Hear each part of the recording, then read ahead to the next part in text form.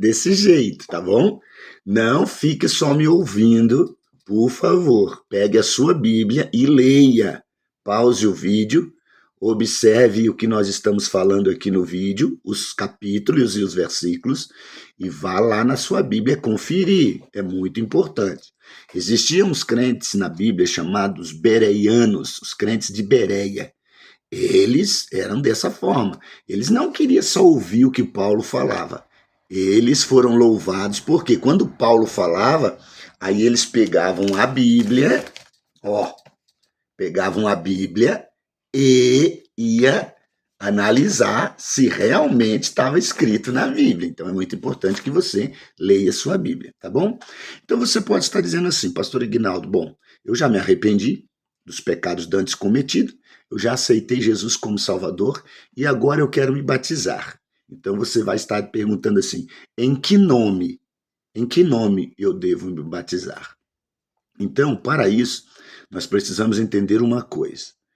Para falar de em que nome deve ser batizado o crente, para nós precisamos falar e entender um pouco da trindade ou triunidade de Deus, que trabalha em unidade completa em favor do ser humano, na sua criação, reconciliação e salvação. Então, Deus é Pai, Filho e Espírito Santo. E ele trabalha numa unidade composta, e nós entendemos pela fé, nós entramos no campo da fé, entendendo que Pai, Filho e Espírito Santo compõem o único Deus que trabalha unânime na reconciliação, primeiro na criação, segundo na reconciliação e na salvação do ser humano. Então, o Pai, o Filho e o Espírito Santo, eles trabalham junto nesse projeto de reconciliação, né? E no projeto da criação, da reconciliação e da salvação.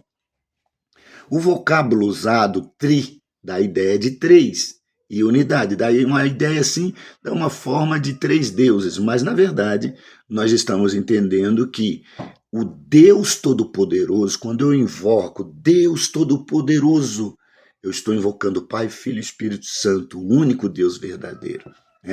Então, nós temos que entender essa forma da trindade de Deus. A palavra trindade dá a impressão de três deuses, enquanto que triunidade diz de três em unidade. O termo triunidade ou trindade não existe na Bíblia.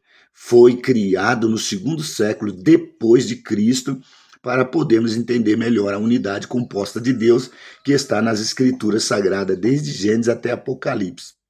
Então, nós vamos encontrar Deus, a triunidade de Deus, de Gênesis a Apocalipse.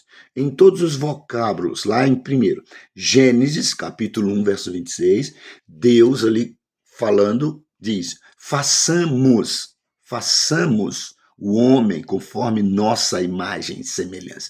Observe, façamos está no plural, nossa está no plural, isso significa que Deus não estava sozinho. E Deus, o poder criador é só de Deus, o Todo-Poderoso. Não é dado a anjos nem a demônios, não. É só o Pai, o Filho e o Espírito Santo que tem o poder criador. Por isso, quando ele está falando façamos, nossa, essa pluralidade da ideia que ele estava falando Pai, Filho e Espírito Santo. Também nós vamos encontrar em Gênesis, capítulo de número 3, versículo 22. E Deus vai dizer assim, o homem é como um de nós, plural. Não é singular, é plural. Quando entra a pluralidade, logo entendemos que há mais de uma pessoa.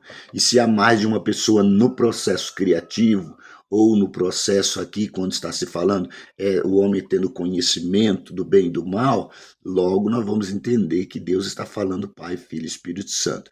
Também em Gênesis capítulo 11, versículo 5, do 5 ao 7, o povo estava fazendo a Torre de Babel e Deus vai dizer assim, desçamos e confundamos, ou seja, o Pai, o Filho e o Espírito Santo novamente agindo em unidade para que pudesse, então, modificar a língua do povo, o dialeto, Hoje nós temos diversas línguas, Nós temos diversas línguas porque lá na Torre de Babel foi confundida as línguas para que eles não pudessem seguir tão livremente no seu processo de querer construir a torre.